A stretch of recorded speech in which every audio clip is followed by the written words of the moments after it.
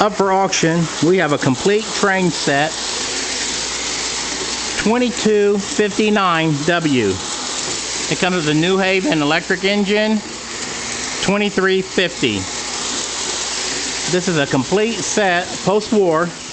You can see we've got all the boxes come with it. You know, some flaps are missing on the boxes, but it has the whole set with it. All the track you see on the table comes with it. We're not using the uncoupler because the wire just over the years looks like just a little afraid that you probably have to replace that wire. The electric car with the movable light, there is the hand crank that goes with that. So I think pretty much everything is accounted for here. You can see it runs good, forward and reverse. The horn works. And you also got a type TW transformer, 175 watts. This is also coming with this set too. So everything you see right here is included.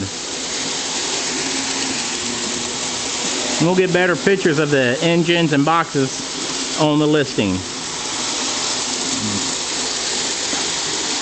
It's a very nice looking set.